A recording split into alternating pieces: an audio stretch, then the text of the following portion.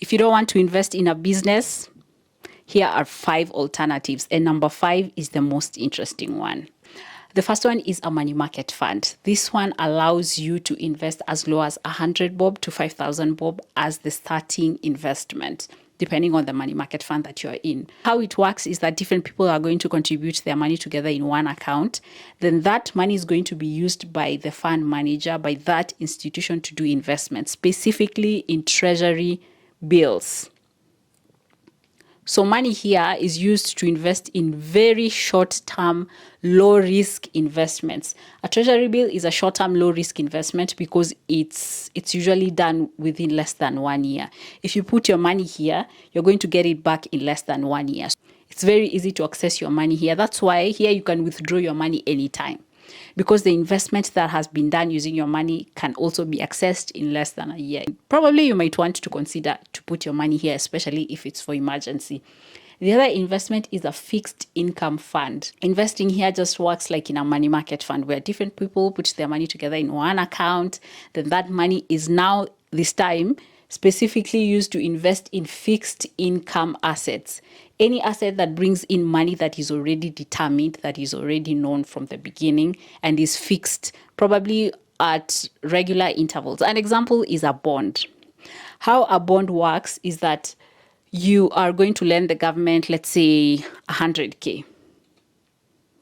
And you're going to lend the government money. This is a treasury bond for, let's say, 5 years.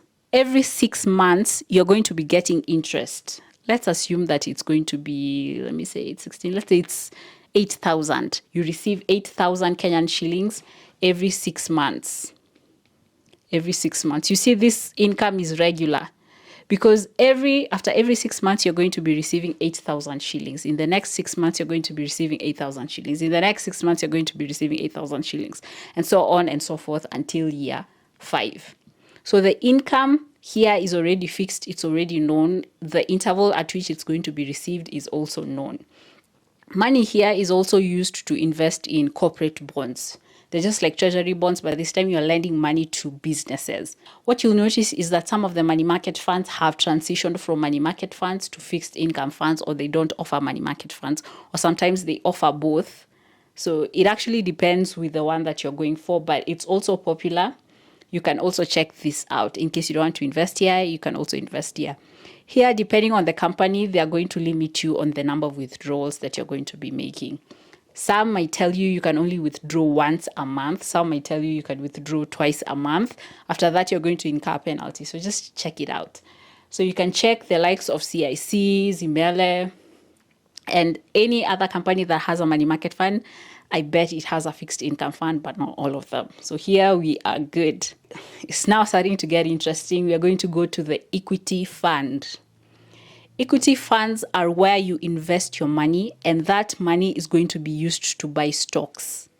So instead of you buying shares directly, you're going to put your money in this fund to buy shares. This time you're not the one who's going to be buying these shares directly. It's the company that you're investing in. This one is a little bit of risky, but before I explain that, let me explain to you how it works. If you are to invest directly in stocks, what that would mean is that you'd open a CDS account. You'll have a stockbroker, and with the stockbroker, you're going to decide on the companies that you're going to invest in. So you're going to choose, let me invest in Stanchart, let me invest in Sasini, and these are the companies. So you are the one making the decision to invest in shares. That is if you're going to be buying stocks directly. But in an equity fund, you're not buying directly. You're trusting your money with the company that you are investing your money in to choose the best investments. And then all you care about is you earning dividends and also you benefiting from capital gain, the value of the share going up. So here you don't have a say, you're just giving them money. And then they, who are the fund managers, the ones who are holding your money, you trust them to do the best investments on your behalf. That's an equity fund. So how it works is, let's say you choose a company. For example, we have Nwealth that offers equity fund. We also have NCBA. We also have other companies like Preterm, CIC. You can just check them out. For example, you want to invest in an equity fund. You have 5,000 Kenyan shillings. Okay, so you have once you go to the company that you've selected, assuming it's, let me call it XYZ, you want to invest in an equity fund in XYZ Limited. So you go there. When you go there and you have 5,000 Kenyan shillings, when you go to their website or the platform that they will offer you, they'll tell you that the price is currently, let's say, 500.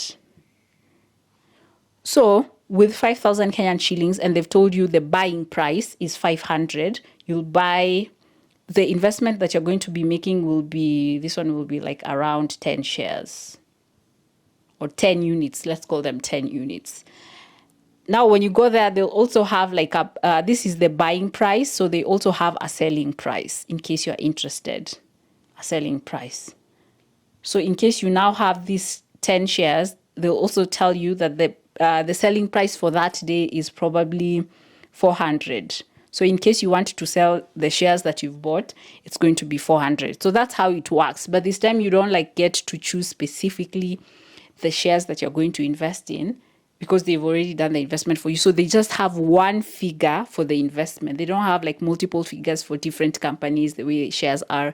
You have to check the share price for Kengen. You have to check the share price for Sasini. Here it's just one price and you get to invest there. So that's how it works. I hope it's clear. The beauty of this is that, I mean, for most of them, you have to start with 1,000 Kenyan shillings.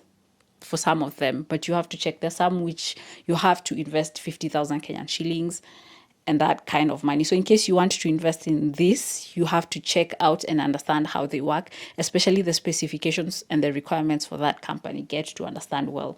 The other thing with an equity fund is that you face the challenge of incurring a loss or a gain. Remember when I told you that when you go to their website or when you have access to the portal for the company that you want to buy equities in, there'll be the buying price and the selling price, and it changes every single day.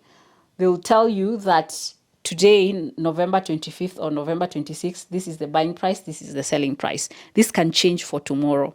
You can either gain or you can either lose, because assuming that you bought your shares when they were 500 shillings. But now, the next day when you check, the selling price is 400 shillings. If you are to sell, you'll go at a loss because you bought it at a higher price than the price that you're selling it. You also stand a chance to gain, because if you bought it at 500 shillings and then the selling price for that day is 600 shillings, you also benefit. One unique thing that I like about the equity fund is that you can always sell your shares. Like you can sell them back, unlike for a stock exchange market, which might take some time for you to sell your shares. It may take like a while for you to sell them.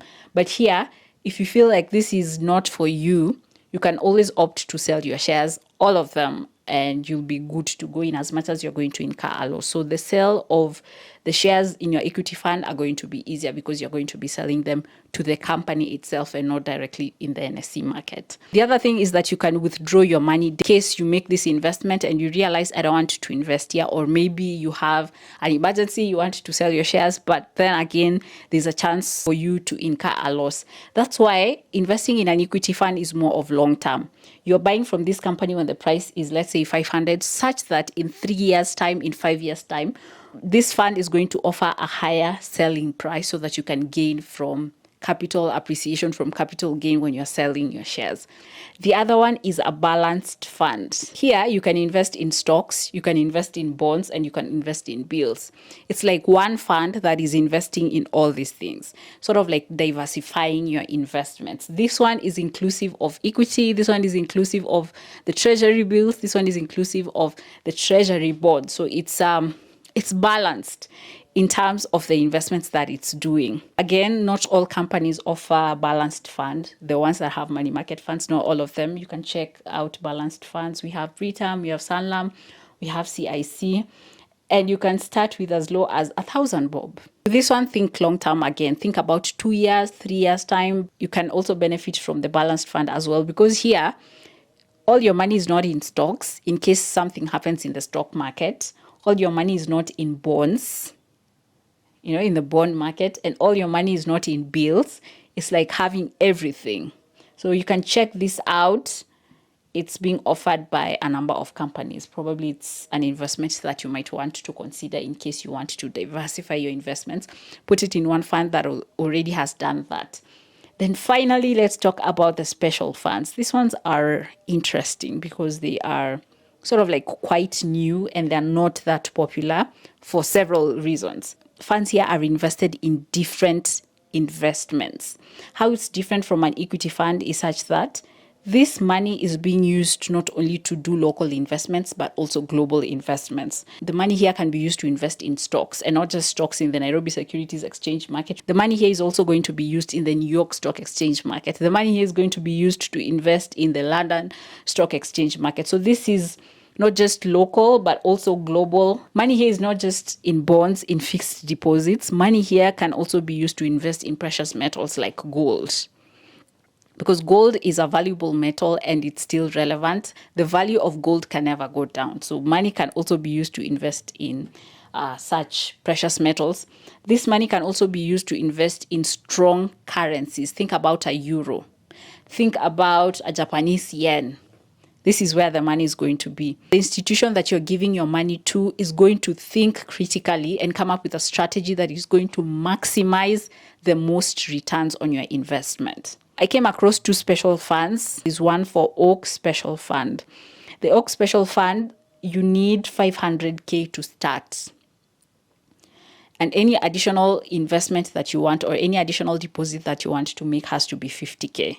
So you can see that the amount is high, and it makes sense because the money here is not just being limited to Kenya. It's the global market looking for that portfolio that is going to bring you the most returns.